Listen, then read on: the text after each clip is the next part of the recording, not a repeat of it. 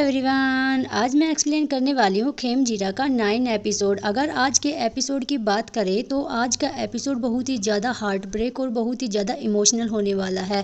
तो चलिए इस एपिसोड की शुरुआत करते हैं। अगर आप मेरे चैनल पर नए हैं तो सब्सक्राइब जरूर कीजिएगा। एपिसोड की शुरुआत में दिखाया जाता है कि किस तरह प्राण के लिए दादी माँ उसके लिए डेजर्ट बना के लाती है और कहती है कि इसे खाकर बताओ ना ये टेस्टी है या नहीं। तो प्राण कहता है दादी माँ इसका टेस्ट पहले जैसा ही होगा क्योंकि आपका डेजर्ट हमेशा बहुत ही ज़्यादा डिलीशियस होता है। तभी प्राण उसको खाने लगता है। यह देखकर वो चुप हो जाता है। दादी माँ कहती है क्या हुआ बेटा, तुम कुछ बोल क्यों नहीं रहे। तभी प्राण कुछ नहीं बोलता। तभी वो कहता है मैं दादाजी का बार बार मदद कर रहा हूँ, मुझसे हमेशा ही गलतियाँ हो जाती है, लगता है मैं दादाजी की तरह परफेक्ट नहीं बन पाऊंगा। यह सुनकर दादी माँ कहती है कि मुझे लगता है कि तुम्हें किसी की बराबरी करने की कोई ज़रूरत नहीं है और तुम बहुत ही ज़्यादा परफेक्ट हो। तभी दादी माँ प्राण को गले लगा लेती है और कहती है कि क्या तुम समन बन जाओगे तो क्या मैं तुम्हें गले नहीं लगा पाऊंगी, और मुझे अभी गले लगाने दो। अगर तुम्हें जितना रोना है तुम रो लो। तभी दादी माँ को देखता रहता है और दादी माँ कहती है कि तुम्हें अगर अपने आप को कमजोर बनाना है तो तुम बन जाओ, तुम्हें डरने और घबराने की कोई जरूरत नहीं है। प्राण कहता है मेरी माँ मुझे समन बनते हुए कभी नहीं देखना चाहती थी। दादी माँ कहती है बेटा पर वो तुमको देखकर बहुत ही ज़्यादा प्राउड होगी, और पता है मैं भी तुम्हें देखकर बहुत ज़्यादा प्राउड फील करती हूँ। ऐसा लग रहा है कि तुम्हारी आत्मा कहीं खो गई है, चलो उस आत्मा को वापस लाते हैं। तभी दादी माँ प्राण के लिए गाना गाती है। प्राण दादी माँ को पकड़ के बहुत ज़्यादा रोता है क्योंकि उसे अपनी माँ की बहुत ज़्यादा याद आती रहती है। और आज प्रेजेंट लाइफ में जब प्राण दादी माँ की वही मिठाई को खाता है तो उसको काफ़ी ज़्यादा उल्टियाँ होने लगती है। तभी वहाँ पर दोनों ट्विंस थोंग और एक आ जाते हैं और कहते हैं मास्टर प्राण क्या आप ठीक हो। प्राण इतनी ज़्यादा बुरी हालत में कहता है कि जाकर खेम को बचाओ। तभी वे लोग कहते हैं क्या मास्टर आपकी हालत बहुत बुरी है। तभी वो कहते हैं कि नहीं जाकर खेम को बचाओ, खेम की हालत बहुत बुरी है। और तभी वो लोग कहते हैं हाँ मास्टर। तभी वहाँ से वो दोनों चले जाते हैं। दूसरी तरफ बार बार जेड फ़ोन लगाता रहता है पर खेम उसका फ़ोन रिसीव ही नहीं करता। तभी चरण कहता है कि मुझे बहुत बुरा लग रहा है, ऐसा लग रहा है कि खेम अंधेरे में है और वो बहुत बुरी मुसीबत में है। तभी वो लोग कहते हैं कि अब हम लोग क्या करें, क्या हम लोग दोबारा कॉल करें। तभी वहाँ पर वो साधु की एंट्री होती है जिसको वो लोग लेने के लिए आते हैं और तभी वो कहते हैं कि बहुत बड़ी मुसीबत है, चलो हम लोग जल्द से जल्द चलते हैं। और बताते हैं कि बहुत कुछ बुरा होने वाला है, मुझे लगता है कि हम लोगों को जल्द से जल्द वहाँ जाना चाहिए। दूसरी तरफ खेम को दिखाया जाता है क्योंकि जो नदी में डूबता रहता है उसके पास रामपुंग आ जाती है। तभी खेम कहता है तुमने दादी माँ के साथ क्या किया है। तो रामपुंग कहती है कि मुझे लगता है कि पहले तुम्हें अपनी चिंता करनी चाहिए। यह कहकर रामपुंग खेम का गला दबाने लगती है और कहती है कि चलो मैं तुम्हारी असलियत बताती हूँ कि तुम्हारी फैमिली ने मेरे साथ क्या किया था। तो तभी दिखाया जाता है कि खेम के हाथों से प्राण का वो धागा भी टूट जाता है जो कि प्राण ने उसके हाथों में बांधा था। तभी पास्ट में दिखाया जाता है कि किस तरह रामपुंग के साथ क्या हुआ था और किस लिए वो खेम से इतना बदला लेना चाहती थी। दिखाया जाता है कि खेम का पहला रूप जब वो एक प्यारी सी लड़की रहती है और वो एक प्रिंसेस रहती है। तभी वहाँ पर उसकी माँ आती है और कहती है कि बेटा अभी तक तुम तैयार नहीं हुए ना, तुम्हारे डैड तुमसे मिलना चाहते हैं और तुम्हारे डैड चाहते हैं कि आज तुम काफ़ी अच्छा कपड़ा पहन कर आओ, क्रोंगक्वान आओ ना। और तभी खेम कहता है कि वो तो उसकी माँ ही है। और तभी खेम अपनी माँ को देखता है कि एक लड़की जिसका नाम क्वान है उसे वो सजाती रहती है। क्वान कहती है कि यह कपड़े वैसे भी अनकंफर्टेबल है, आपने फिर से मुझे यह पहना दिया। तभी उसकी माँ कहती है पता है आज हम लोगों को पता चलेगा कि तुम्हारी बड़ी माँ की आज लड़का होगा या लड़की। यह सुनकर वो कहता है कि अच्छी बात है, आज के बाद वो गुस्सा नहीं करेगी। तभी उसकी माँ कहती है कि बेटा अपनी बड़ी माँ के सामने यह बातें मत करना, नहीं वो बहुत गुस्सा करेगी। वही दूसरी तरफ दिखाया जाता है जहाँ पर क्वान के जो पिता रहते हैं वो 3 शादी किए हुए थे। उनकी जो पहली वाइफ रहती है उनके कोई औलाद नहीं रहती पर बहुत सालों बाद एक पहली औलाद होने वाली है। इसी वजह से वो पूछना चाहते हैं कि मेरी पहली औलाद एक लड़का होगी या लड़की, क्योंकि उनकी पहली बीवी के जितने भी बच्चे हुए थे वो आज से पहले मर चुके थे और इसी वजह से वह जानना चाहते थे। और तभी भविष्यकर्ता बताता है कि मुझे लगता है कि आपको एक बेटा होगा। यह सुनकर सभी लोग खुश हो जाते हैं। तभी क्वान कहते हैं कि मेरा भाई होगा। तभी लोग खुश हो जाते हैं कि मैडम आपकी बहुत ज़्यादा अच्छी बात है, आपका एक लड़का होने वाला है। यह सुनकर सभी लोग मैडम को बधाई देते हैं। क्वान का पिता कहता है कि बहुत अच्छी बात है कि इस वंश को चलाने के लिए कोई आएगा जो इसका वारिस बनेगा, और सभी लोग काफ़ी खुश रहते हैं। तभी भविष्यकर्ता कहता है कि मुझे लगता है कि आपको 2 बेटे होंगे। ये सुनकर मैडम कहते हैं क्या ये कैसे हो सकता है, और फिर क्वान के डैड कहते हैं मतलब मेरी बीबी के ट्विंस होने वाले हैं। तभी उसके सामने से एक नौकर दौड़कर आता है और कहता है मालिक मुझे माफ़ कर दीजिएगा, पर पता है रामपुंग को कल काफ़ी उल्टियाँ हो रही थी, इसी वजह से मैंने डॉक्टर को बुलाया और डॉक्टर ने बताया कि रामपुंग पेट से है। यह बातें सुनकर मालिक को काफ़ी ज़्यादा खुशी होती है। ओ आपका मतलब है कि मेरे 2 बेटे, एक बेटे मेरी पहली वाइफ से और दूसरा बेटा रामपुंग से होने वाला है, क्योंकि मालिक की रामपुंग एक मिस्ट्रेस रहती है और उसकी पहली वाइफ रामपुंग को बिल्कुल भी पसंद नहीं करती। वह चाहती है कि मेरा ही बेटा इस वंश का वारिस बने। और जब उसे पता चलता है कि रामपुंग जो कि एक लड़का होने वाला है, यह बात उसे बहुत बुरा लगता है और तभी वह कहती है कि वह कहाँ पे हैं, क्या वह ठीक है, और तभी यह बात मैडम को बहुत बुरी लगती है। दूसरी तरफ क्वान कहती है ओ मतलब मेरे 2 भाई होंगे। क्वान की माँ भी काफ़ी उदास हो जाती है क्योंकि वो मैडम की चाल से अच्छी तरह से वाकिफ थी। वहीं दूसरी तरफ इन तीनों के पति अब जाने वाले रहते हैं और कहते हैं कि मैं चाहता हूँ कि तुम हमेशा अपना ख्याल रखना। तभी उसकी वाइफ कहती है कि मैं चाहूँगी कि आप जल्द से जल्द वापस आ जाए जिससे कि आप अपनी औलाद को देख पाए। वो कहता है कि हाँ मैं जल्द से जल्द आना चाहूँगा, पर मैं इस काम को डिले भी नहीं कर सकता हूँ। पर रामपुंग अभी तक आए क्यों नहीं? तो उसकी पहली वाइफ कहती है शायद उसकी तबीयत खराब है, इसी वजह से वो नहीं आ पाई क्योंकि अभी तक वो बहुत कम उम्र की है।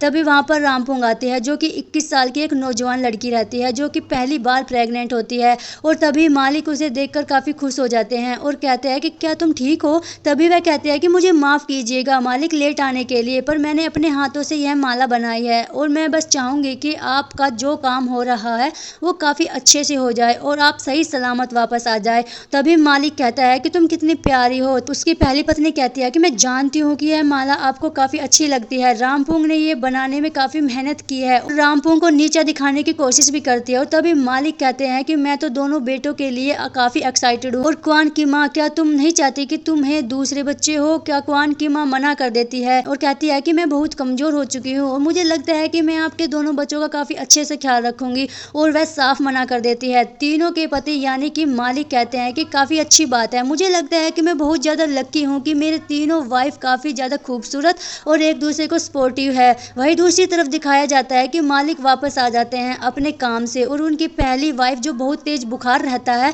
और तभी वह कहते हैं कि क्या तुम बीमार हो? तो उनकी पहली वाइफ कहती है यह तो प्रेगनेंसी में होता रहता है, कॉमन सी बात है। तभी मालिक कहता है ऐसा तुम पहली बार नहीं कह रही हो, जब हमारे पहले बच्चे मर चुके थे मुझे नहीं चाहिए कि इस बार भी तुम्हारे साथ ऐसा ही हो, क्योंकि तुम अब बूढ़ी हो चुकी हो और तुम्हारे लिए प्रेगनेंसी काफ़ी ज़्यादा टफ है और तुम बिना बच्चों के भी मेरी पहली ही बीबी रहोगी। पर मैं नहीं चाहूँगा कि तुम यहाँ अपना बच्चा खो दो, इसलिए ये बच्चा हमारे लिए काफ़ी ज़्यादा इम्पोर्टेंट है और चाहे जो भी हो जाए पर मुझे एक हेल्दी बच्चा चाहिए। वही दूसरी तरफ दिखाया जाता है कि जैसे कि मालिक चले जाते हैं और आज प्रेजेंट लाइफ है, यानी कि आज जहाँ प्राण बेहोश पड़ा रहता है तभी वहाँ पर जेड और चरण आते हैं और उनके साथ वही मोंक भी आता है और कहता है कि पीछे हटो। तभी वो मंत्र पढ़ते हैं, जैसे ही मंत्र पढ़ते हैं तभी प्राण को होश आ जाता है। तभी प्राण तुरंत भागते हुए दौड़ता है और इसके पीछे जेड और चरण भी आते हैं क्योंकि प्राण के लिए अभी सबसे ज़्यादा इम्पोर्टेंट खेम था।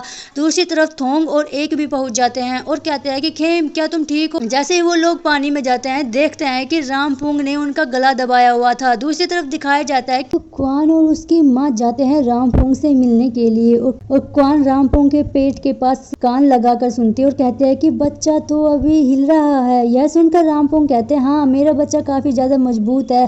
तभी क्वान की माँ कहती है जाओ क्वान वहाँ खेल कर आओ। और तभी रामपुंग कहते हैं कि अगर क्वान एक और लड़का होता तो किस्मत काफी अच्छी होती। तभी क्वान की माँ कहती है कि मुझे यही बात का तो डर है क्योंकि वो एक लड़की है, उसकी किस्मत भी मेरी तरह ही होगी। और तभी वो कहती है कि मैं जानती हूँ कि मैडम को बहुत बुरा लग रहा है कि साथ प्रेग्नेंट हूँ और मुझे भी एक लड़का होने वाला है। तभी क्वान की माँ रामपुंग से कहती है कि मैं जानती हूँ कि अभी तुम बहुत ज़्यादा कम उम्र की हो और यह तुम्हारा पहला बच्चा है।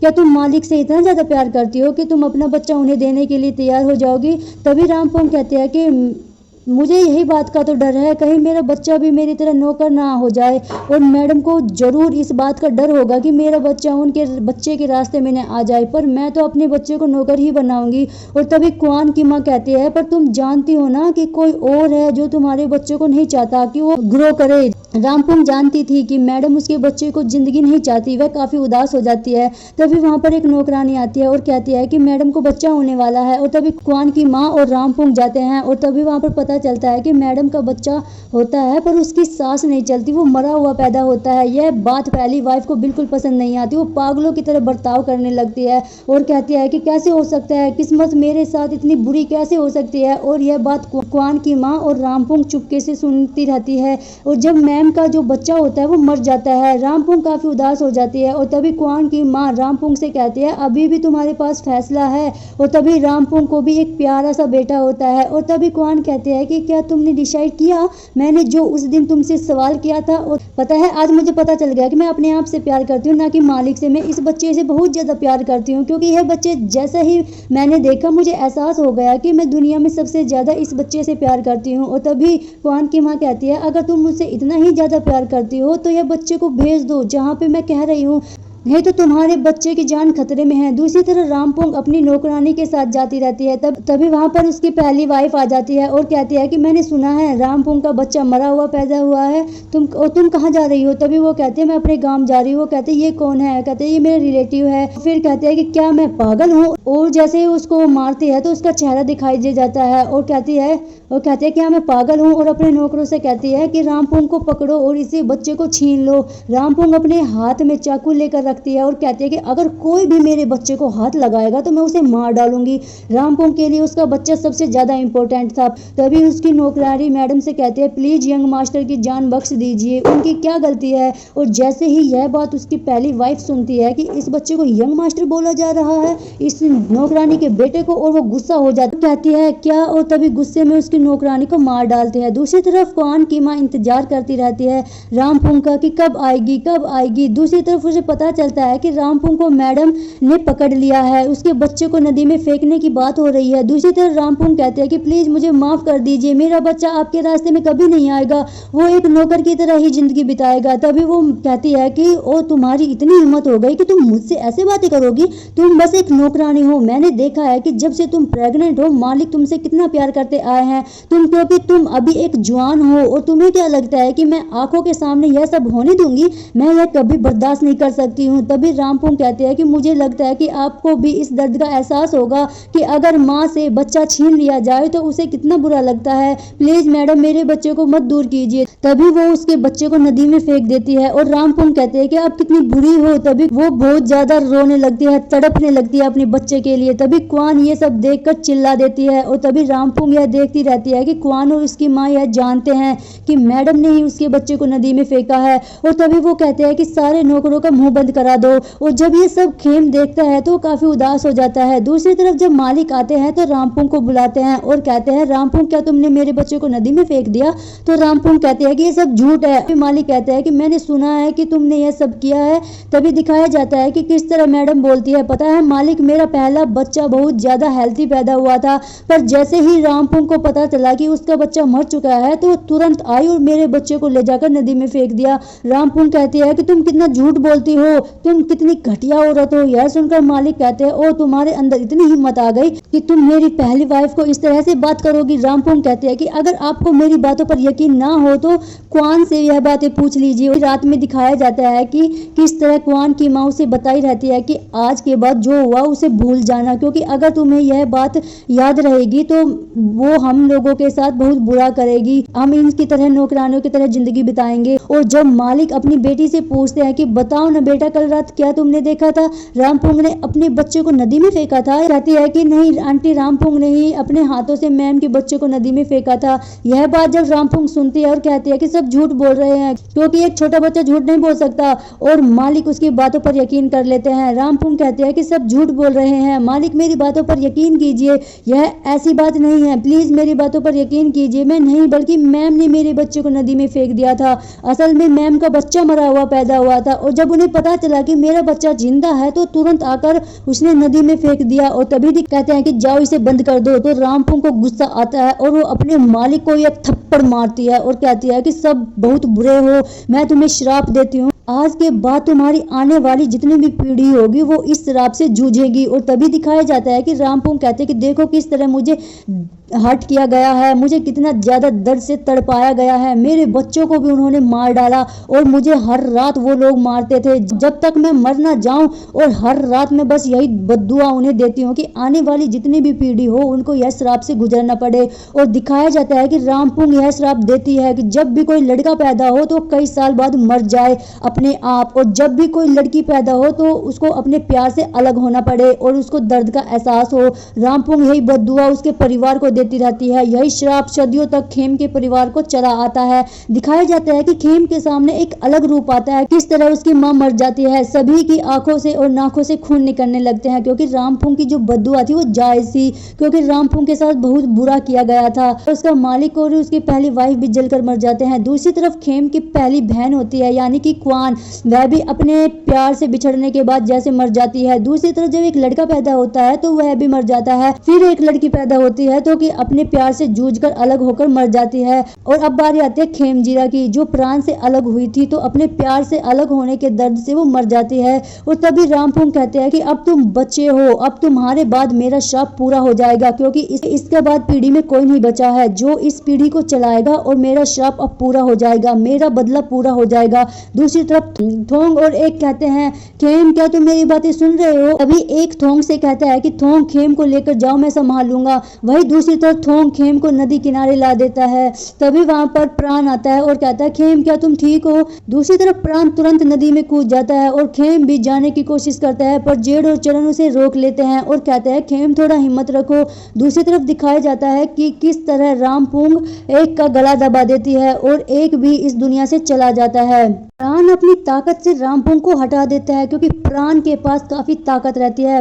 रामपुंग वहां से तो अभी तो चली जाती है पर उसका अभी भी बदला पूरा नहीं होता। दूसरी तरफ दिखाया जाता है कि जब वो लोग दादी माँ को नदी की तरफ बाहर निकालते हैं तो काफी कोशिश करते हैं कि वो ठीक हो जाए, CPR भी देते हैं। प्राण कहता है कि डॉक्टर को बुलाओ। जेड और चरण बार बार कॉल लगाते हैं, एम्बुलेंस को आने में वक्त लगता है। तभी जब खेम बार बार CPR देता रहता है तो प्राण देखता है कि दादी माँ अब चल बसी है, उनको बचाना नामुमकिन है। खेम भी पूरी कोशिश करता रहता है। प्राण कहता है खेम अब रुक जाओ कि अब नहीं करो, दादी माँ इस दुनिया से चली गई है। यह सीन बहुत ही ज्यादा इमोशनल रहता है क्योंकि खेम बहुत ज्यादा बुरा फील करता है। दूसरी तरफ प्राण भी काफी उदास रहता है। दूसरी तरफ खेम यह दूर से देखता रहता है कि वो यहाँ तक कि दादी माँ के अंतिम संस्कार में शामिल होने की भी हिम्मत नहीं रखता।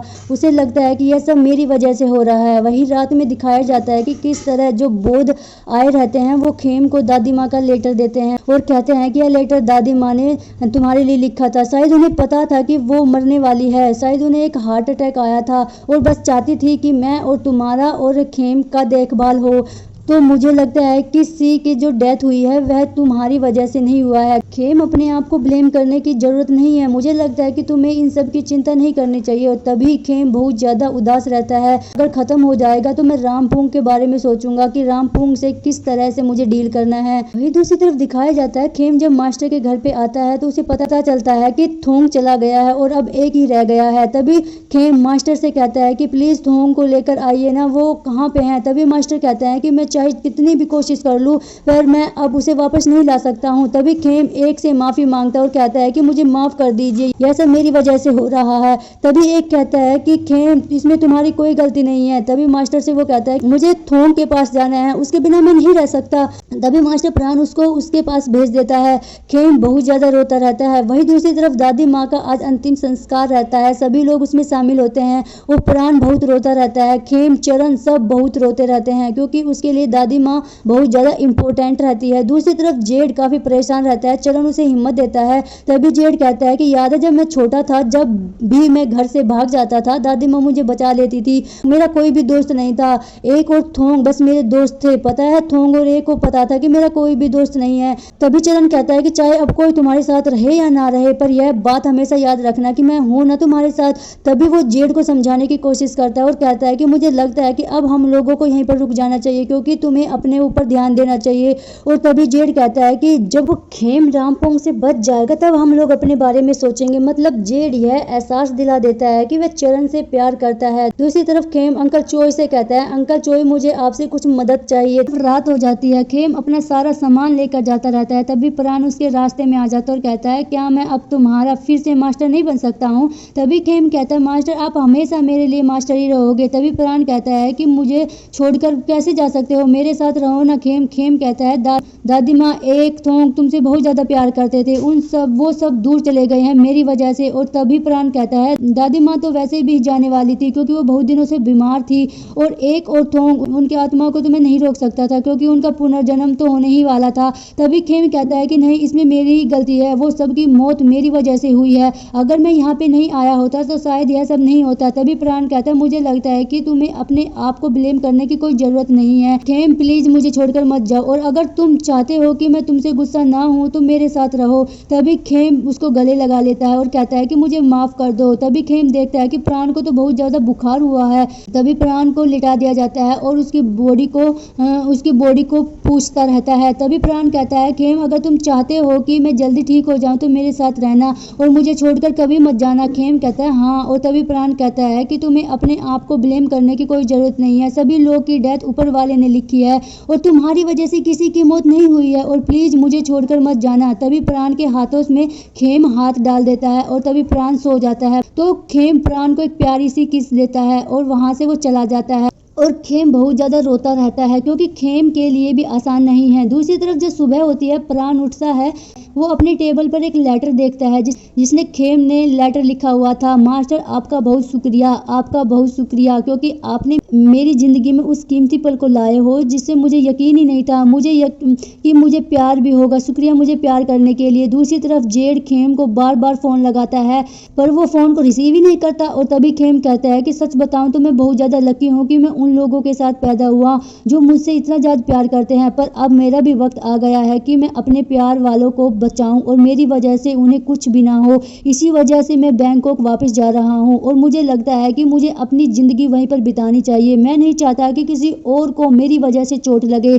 दूसरी तरफ जब प्राण ये सब पढ़ता है तो वो काफी ज्यादा उदास हो जाता है और कहता है कि मैं बस चाहता हूँ कि अपने आखिरी शब्दों में लिखा रहता है कि मेरी तो बस यही विश है, प्राण तुम हमेशा खुश रहो। और प्राण ये सब पढ़ के बहुत रोने लगता है क्योंकि प्राण बहुत ज्यादा टूट चुका होता है।